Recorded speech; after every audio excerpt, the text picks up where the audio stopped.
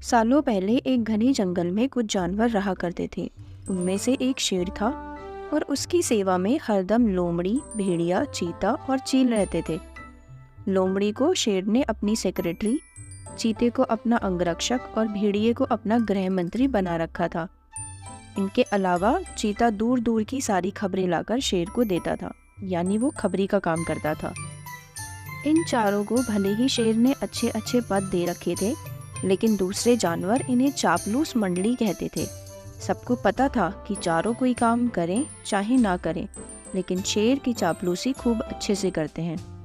रोजाना चारों जानवर शेर की बढ़ाई में कुछ शब्द कह देते थे, जिससे वो खुश हो जाता था। इन सब के चलते जैसे ही शेर शिकार करता था तो वह अपना पेट भरने तक खाने के बाद वो अपने चारों खास पद में बैठे जानवरों को बाकी का हिस्सा दे देता था। इसी तरह लोमड़ी, भेड़िया, चीता और चील की जिंदगी बड़े ही आराम से कट रही थी। एक दिन खबरी चील ने अपने चापलूस दोस्तों को आकर बताया कि काफी देर से सड़क के पास में ही एक ऊंट बैठा हुआ है। भेड़िए ने सुनते ही पूछा कि क्या वो अपने काफिले वालों से बिछड़ गया है? चीते ने इस सवाल को सुनते ही कहा कि चाहे जो भी हो, हम उसका शिकार करवा देते हैं शेर। उसके बाद कई दिनों तक आराम से उसे खाएंगे। इस बात को सहमति देते हुए लोमड़ी ने कहा कि ठीक है, मैं जाकर राजा से यह बात कहती हूँ। इतना कहकर सीधा लोमड़ी शेर के पास पहुंची और बड़े ही प्यार से बोली, महाराज, हमारा दूत खबर लेकर आया है कि एक ऊंट हमारे इलाके में आकर सड़क के किनारे में बैठा हुआ है। मुझे किसी ने बताया था कि मनुष्य जिन जानवरों को पालते हैं उनका स्वाद काफी अच्छा होता है, एकदम राजाओं के खाने के लायक।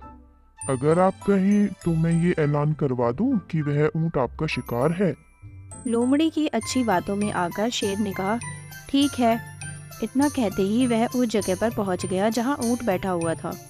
शेर ने देखा कि वो ऊंट काफी कमजोर है और उसकी आंखें भी काफी पीली हो चुकी हैं। उसकी ऐसी हालत शेर से देखी नहीं गई। उसने ऊंट से पूछा कि दोस्त, तुम्हारी ऐसी हालत कैसे हो गई? कराते हुए ऊंट ने जवाब दिया, जंगल के राजा, क्या आपको नहीं पता कि सारे इंसान कितने दयाहीन होते हैं? सारी उम्र मुझसे एक व्यापारी ने माल ढुलाया। अब मैं बीमार हो गया तो उसने मुझे अकेले मरने के लिए छोड़ दिया। उसने सोचा कि मैं उसके किसी काम का नहीं रहा। इसी वजह से अब वो मुझे अपने साथ नहीं रख रहा है और ना ही मेरा इलाज करवा रहा है।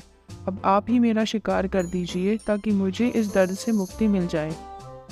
इन सब बातों को सुनकर शेर काफी दुखी हुआ। उसने ऊंट से कहा कि अब तुम इसी जंगल में रहोगे हमारे साथ। यहाँ तुम्हें कोई नहीं मारेगा।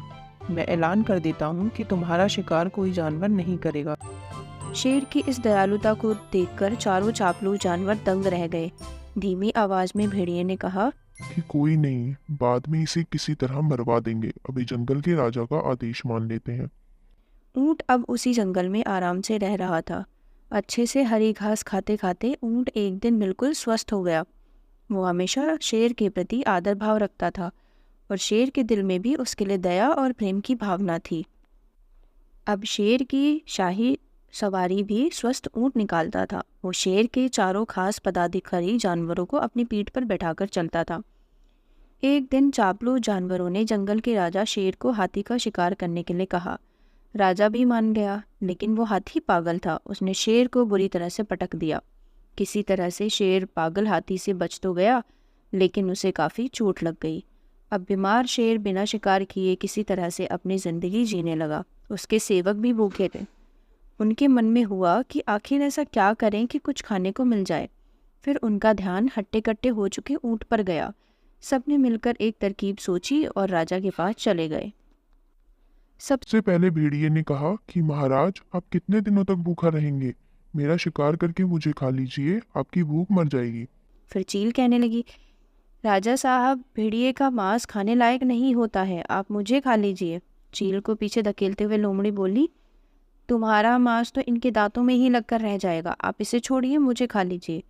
एकदम से फिर चीता बोला, इसके शरीर में आपको सिर्फ बाल ही मिलेंगे, आप मुझे खाकर अपनी भूख मिटा लीजिए। ये सब उन चापलूस जानवरों का नाटक था, जिसे ऊंट नहीं समझ पाया। उसने भी एकदम से कहा, महाराज, मेरी जिंदगी तो आपकी ही दी हुई है, आप इस तरह से भूखे क्यों रहेंगे? आप मुझे मारकर खा लीजिए।